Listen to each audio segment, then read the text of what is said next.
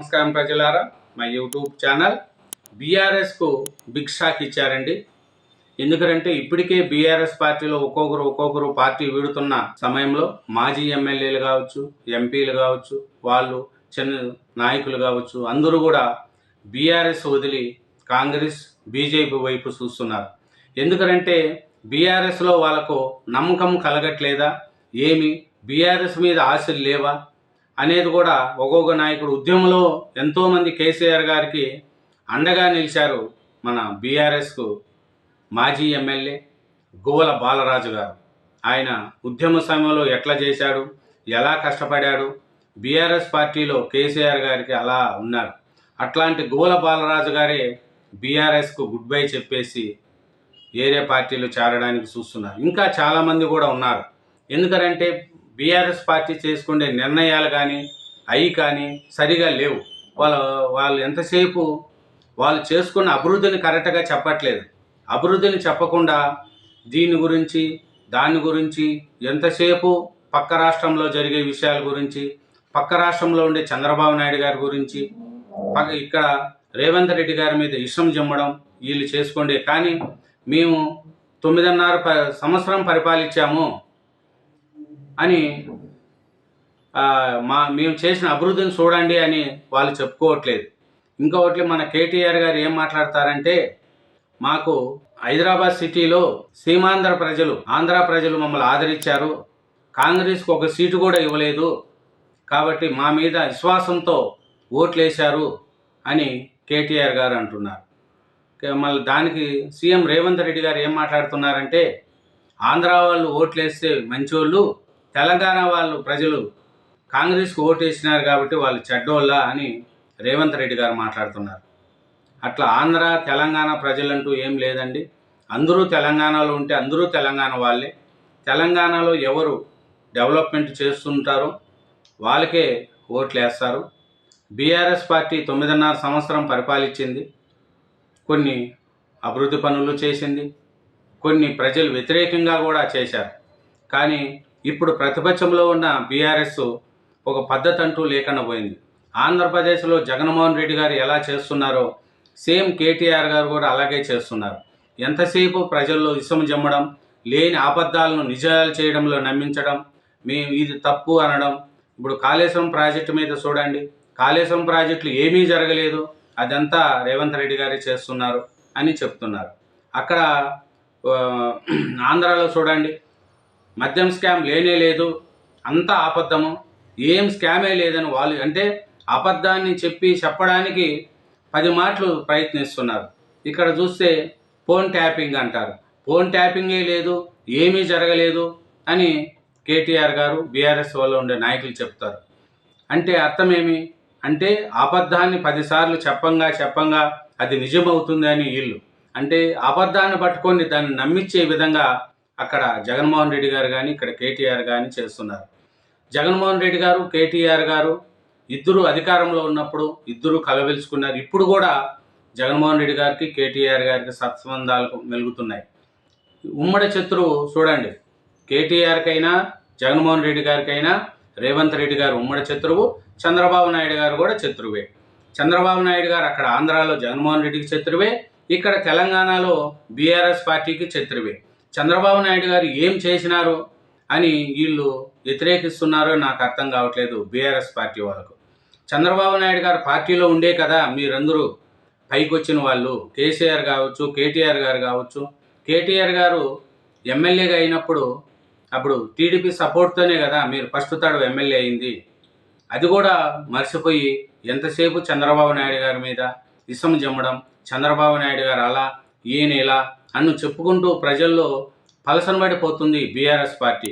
అందుకే BRS party చూడండి, వాళ్ళు చేసే ఇతండవాదాలు చూడండి. కాళేశ్వరం ప్రాజెక్టులు ఏమీ జరగలేదు, అన్నీ మంచియే అని చెప్తున్నారు. ఇప్పుడు కమిషన్ నివేదిక ఇచ్చింది, అదేం పార్టీ తరఫున చేయించిన వాళ్ళు కాదు కదా. దీని మీద రేవంత్ రెడ్డి గారి మీద ఇసం జమ్మడం, రేవంత్ రెడ్డి గారి ఇదంతా కారణం, రేవంత్ రెడ్డి గారు ఏం పని చేయలేదు అని రేవంత్ రెడ్డి గారిని కూడా ఒక రాష్ట్ర సీఎంను పట్టుకొని ఏకవచనంతో మాట్లాడడం కేటీఆర్ గారికి కూడా అది జనాల్లో కొంచెం తేడాగా అనిపిస్తుంది. ఒక రాష్ట్ర సీఎంను పట్టుకొని కేటీఆర్ గారు మాట్లాడలే మాటలు చూడండి మీరు, చాలా అసభ్యకరంగా ఉంటాయి. బీఆర్ఎస్ పార్టీ వాళ్ళు ఒక రాష్ట్ర సీఎంను అతను 24 గంటలు ప్రజలకు అందుబాటులో ఉండే మన రేవంత్ రెడ్డి గారు ఆయన. ఎందుకంటే పార్టీ ముఖ్యం కాదు, తెలంగాణ ప్రజలు ముఖ్యం. తెలంగాణ కోసం ఏం చేయాలా అనేది రేవంత్ రెడ్డి గారు చేసుకుంటూ ముందుకు పోతున్నారు. కాళేశ్వరం ప్రాజెక్టు నివేదిక వస్తే ఆ నివేదిక అంతా ఏమీ లేదు, కాంగ్రెస్ వాళ్ళు ఎట్లా చెప్తే అట్లా నివేదిక ఇచ్చారు, ఉత్తత్త నివేదిక అదే అని అంటే జరిగిన నిజాన్ని కూడా దాన్ని అబద్ధంగా చిత్రీకరిస్తే ఈ విధంగా ఇక్కడ బీఆర్ఎస్ పార్టీ, అక్కడ జగన్మోహన్ రెడ్డి గారు ఇద్దరు ఉన్నారు. కానీ ఇద్దరు ఒకే దారిలో వెళ్తున్నారు. అది ఎంతవరకు ప్రజలు ఆదరిస్తారనేది కూడా చూడాలి. ఇంకా చూస్తే బీఆర్ఎస్ పార్టీకి గోల బాలరాజు గారు గుడ్ బై చెప్తున్నారు.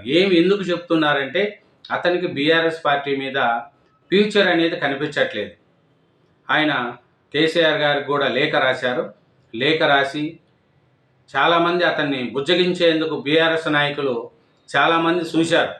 కానీ బాలరాజు గారు నేను ఉండను, కంపల్సరీ నేను బీజేపీ పార్టీలు చేరేందుకు అన్ని ఏర్పాట్లు చేసుకున్నారు గోల బాలరాజు గారు.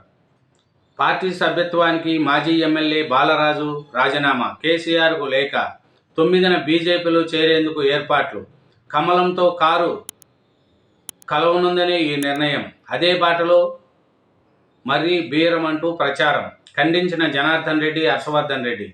కాంగ్రెస్లో చేరిన మాజీ ఎమ్మెల్యే కొండబాల అస్తమనీడి బీజేపీలో చేరనున్న అబ్రహం. చూడండి, స్థానిక సంస్థల ఎన్నికలు పన్నాంగాలు జరుగుతున్న వేళ ప్రతిపక్ష బీఆర్ఎస్కు ఎదురుదెబ్బ తగిలింది. గులాబీ పార్టీలో కీలకంగా వ్యవహరించిన అచ్చంపేట మాజీ ఎమ్మెల్యే, నాగర్ కర్నూలు జిల్లా బీఆర్ఎస్ అధ్యక్షుడు గోల బాలరాజు పార్టీకి రాజీనామా చేశారు. బీఆర్ఎస్కు ఎదురుదెబ్బ తగిలింది. గులాబీ పార్టీలో కీలకంగా వ్యవహరించిన అచ్చంపేట మాజీ ఎమ్మెల్యే, నాగర్ కర్నూలు జిల్లా బీఆర్ఎస్ అధ్యక్షుడు గోల బాలరాజు పార్టీకి రాజీనామా చేశారు. ఈ మేరకు ఆయన తన రాజీనామా లేఖను పార్టీ అధినేత కేసీఆర్కు పంపించారు.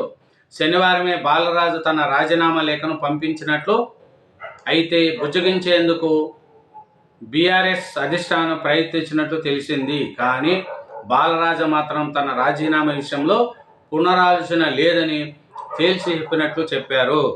చూడండి, ఏమరంటే బీఆర్ఎస్ పార్టీ మీద రాను రాను నాయకులకు కూడా సన్నగలుగుతుంది.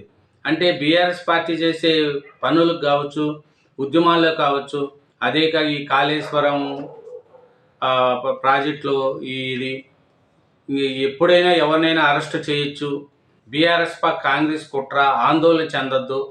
ఫామ్ హౌస్లో పార్టీ నేతలతో కేసీఆర్ సమావేశమయ్యారంట.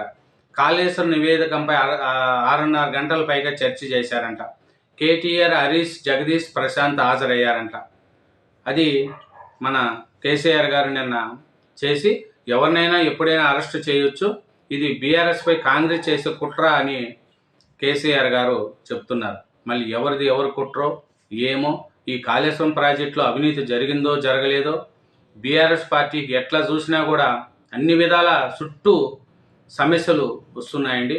ఎందుకంటే బీఆర్ఎస్ పార్టీకి చూడండి, ఒకటి కాళేశ్వరం ప్రాజెక్టు ఒక సైడు, ఫోన్ ట్యాపింగ్ ఒక సైడు, ప్లస్ మన కేటీఆర్ మీద రేస్ కార్ కేసు అదొక కేసులు, ఇవన్నీ గొర్రెల కుంభకోణాలు, ఇవన్నీ కూడా బీఆర్ఎస్ పార్టీని ఉక్కిరిబిక్కిరి చేస్తున్నాయి. అందుకే ఒక్కొక్కరే పార్టీ వదిలి ఇతర పార్టీల వైపు చూపుతున్నారు. ఇప్పుడే తెలంగాణలో బీజేపీ పార్టీ కొంచెం అవుతుంది, నెక్స్ట్ అధికారంలోకి రావడానికి కూడా ప్రయత్నిస్తుంది బీజేపీ పార్టీ. బీఆర్ఎస్కి అవకాశం ఇచ్చారు, కాంగ్రెస్కి అవకాశం ఇచ్చారు, మాకు ఒకసారి అవకాశం ఇవ్వండి అని బీజేపీ పార్టీ ముందుకెళ్తుంది. కాబట్టి ప్రజలు ఎలా చేస్తారు ఏమి, కానీ గోల బాలరాజు గారు రాజీనామా చేసి బీజేపీలో చేరడం బీఆర్ఎస్కి అయితే పెద్ద దెబ్బేనండి. ఎందుకంటే ఆయన మాజీ ఎమ్మెల్యే, అచ్చంపేట మాజీ ఎమ్మెల్యే, నాగర్ కర్నూలు జిల్లా బీఆర్ఎస్ అధ్యక్షుడు గోల బాలరాజు అండి. అట్లాంటి ఆయన రాజీనామా చేశారు. Thank you very much. నా ఛానల్ను సబ్స్క్రైబ్ చేయండి, నా వీడియోను లైక్ చేయండి.